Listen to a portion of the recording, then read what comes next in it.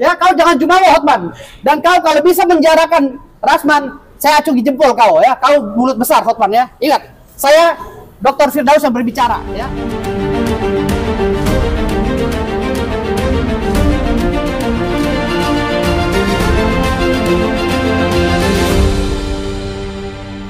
Jadi ini kami ya menjadi kuasa hukumnya Bang Firdaus Owiwobo. Perkaranya karena ada persoalan di PN Utara di mana Pengadilan Negeri Jakarta Utara melaporkan Rasman Nasution CS ya, mungkin juga Bang Firdaus tapi kita belum tahu ya. Jadi kita kemudian setelah menjadi kuasa kita ingin mengadakan permohonan gelar perkara khusus terhadap perkara yang dilaporkan oleh PN Utara. Kenapa akhirnya kita kemari? Karena beberapa saat waktu yang kemarin Bang Hotman Paris menyampaikan di medsos di mana ada 2 tersangka katanya yang sudah menjadi tersangka. Salah satunya diduga adalah Bang Rasman, yang kedua adalah Bang Firdaus karena ada kode yang naik meja. Tapi kita belum tahu nih apakah benar menjadi tersangka atau tidak. Makanya kami datang kemari, saya mendampingi Bang Firdaus untuk menyampaikan permohonan untuk gelar perkara khusus. Satu hal kami menanyakan mengenai apakah sudah ada tersangka atau belum. Yang kedua kami akan menyampaikan mengenai permohonan gelar perkara khusus untuk lebih mendetail apa sih yang dituduhkan, pasal apa yang mau dijerat, kemudian bagaimana pola-pola unsur-unsurnya terpenuhi apa tidak, begitu. Seperti itu. Jadi itu yang akan kami sampaikan pada saat ini. Selanjutnya ini Bang Firdaus mau bicara. Silakan Bang Firdaus. Oh ya, oke. Terima kasih banyak Bang Deolipa. Alhamdulillah hari ini saya didampingi oleh tim kuasa hukum saya dari Deolipa and Partner atau Associate. Saya datang ke sini menyikapi bualan Hotman Paris ya, bualan ya, bukan omongan, bualan, karena beliau telah mendahului kewenangan dari Mabes Polri ya, khususnya Divisi Humas Mabes Polri. Harusnya yang menyampaikan seseorang itu tersangka atau tidak itu adalah Mabes Polri, bukan si Hotman Paris ya. Karena si Hotman Paris ini orangnya jumawa, sombong ya, dan sampai saat sekarang ini belum mampu menjatuhkan saya ya, dan Rasman Arif Nasution. Makanya sampai saat ini saya bilang sama Hotman Paris, jangan jumawa. Hari apes nggak ada di kalender ya. Dan yang kedua yang saya sesalkan ya, dari pernyataan saudara Hotman Paris terlalu tendensius.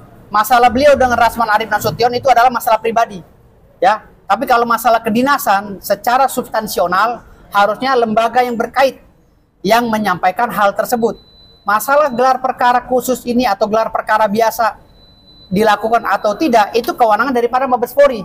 Jadi si Hotman Paris ini telah membuka cakrawala berpikir negatif terhadap diri saya sehingga saya tersikna negatif oleh netizen hanya gara-gara Hotman Paris yang berstatement bahwa yang menjadi tersangka adalah Rasman dan si pengacara yang naik meja. Yang naik meja kan di Indonesia dan akhirat tahunya saya. Nggak ada lagi pengacara di dunia dan akhirat. Cuman satu-satunya Firdaus Owiwobo yang naik meja. Karena nggak sengaja. Saya aja nggak sadar naik meja. Apalagi dia kan gitu. Saya aja naik meja aja nyesel kok bisa di atas meja gitu. Makanya sampai sekarang penyesalan itu harus saya tuangkan ya di dalam dalil-dalil hukum saya yang sudah saya jelaskan kepada tim kuasa hukum saya. Jadi yang ketiga ya, pejabat publik tidak boleh memenjarakan rakyat. Ingat ya, kami adalah bagian daripada rakyat. Pejabat publik kalau berbicara masalah rakyat ya, ini saya harus pilah-pilah agar konstruksi hukumnya jelas ya. Pejabat publik setingkat ketua pengadilan Jakarta Utara tidak boleh memenjarakan rakyat karena ada putusan Mahkamah Konstitusi kalau saya ditetapkan tersangka sebagai pelanggar KUHP ya, Kitab Undang-Undang Hukum Pidana. Tetapi kalau saya ya ditetapkan tersangka karena telah melampaui batas sidang kode etik, artinya saya dianggap sebagai advokat dan tidak mungkin saya menjadi tersangka karena dasar hukumnya KUHP. Pastilah tentunya melalui mekanisme sidang etik melalui Kongres Advokat Indonesia. Tetapi sampai hari ini sidang etik tidak pernah terlaksana di Kongres Advokat Indonesia dan surat pemecatan saya pun tidak pernah diberikan.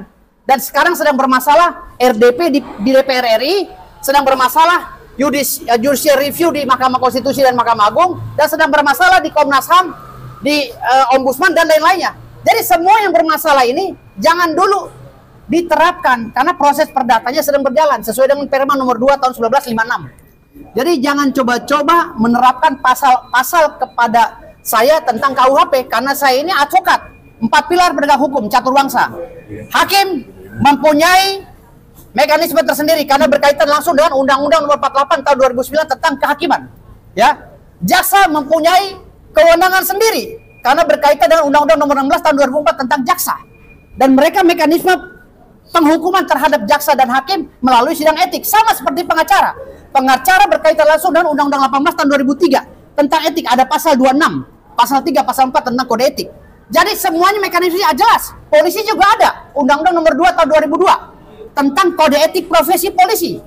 Jadi nggak bisa semua orang-orang yang masuk dalam catur bangsa ini langsung dipidana melalui KUHP. Ini kesesatan berpikir dan nalar yang sesat dalam menerapkan konstruksi hukum tata negara. Makanya perlu dibenahi oleh kita, dan hari ini dengan inisiatif saya dengan tim kuasa hukum saya datang kembali ke sini. Saya berbicara kepada Mabes Polri, apakah benar si Hotman Paris ini telah mendapatkan bocoran dari Mabes Polri bahwa saya dan Rasman sudah tersangka.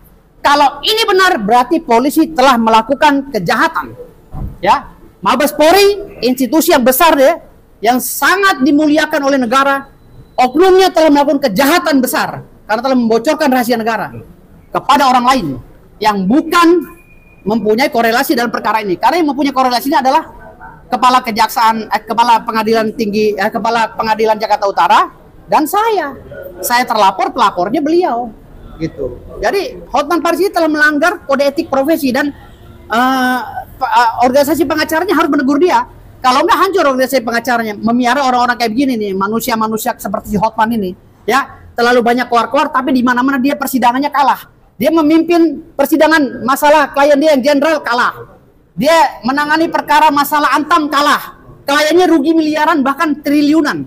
Hotman ini terlalu banyak bual, nggak ada apa-apanya Hotman itu sama saya.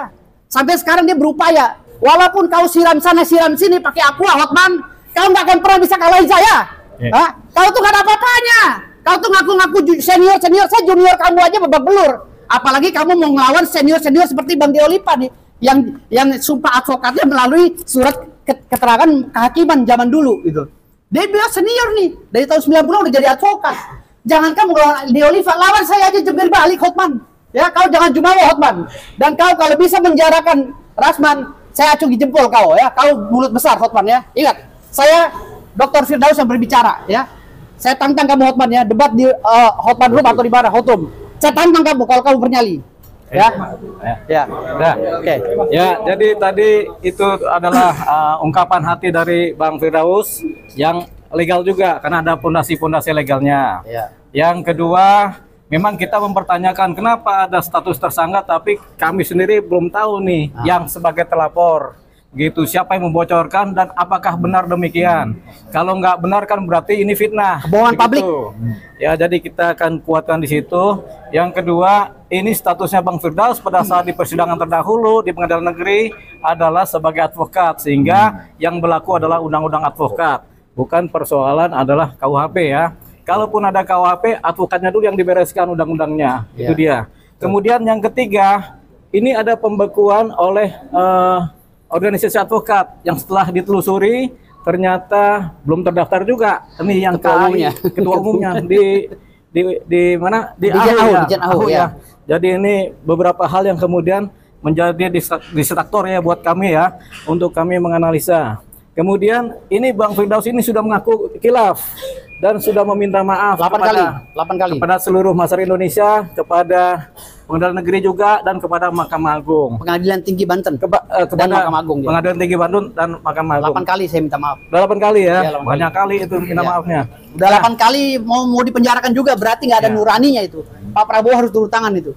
Berarti pejabat publiknya ini, waduh, hatinya nggak ada. Tapi mereka orang tua saya. Mahkamah Agung adalah orang tua saya, Pak Sunarto ya. Ketua Pengadilan Negeri Jakarta Utara juga orang tua saya. Saya juga, Bos, kalau mereka banyak kali orang tuanya. Ya, maksudnya orang tua kita. Kan kita ini anak muda. Abang umurnya berapa? Ya? Bang, di Mabes Polri udah berapa kali diperiksa, Bang? Bang Firdaus udah Di Mabes Polri sudah 2 kali. hari ini saya ingin mempertanyakan kita isi mulutnya si Hotman itu. Ya. Ya. Ya, oke, nanti. Penyidikan ya? Ya. Untuk kasusnya berarti Sudah masuk Penyidikan. Kita belum Kan tahu. ada 4 lapor. Rasman, saya, Eli Daniti, sama istrinya Rasman. Kan yang pertama-tama teriak, halo, ribut, itu kan istrinya Rasman. Gitu. Jadi ya siapa yang jadi? Tapi kan nggak mungkin bisa ditersangkakan Bang Rasman juga, karena beliau saat itu masih advokat. Walaupun dia sudah terdakwa kan gitu.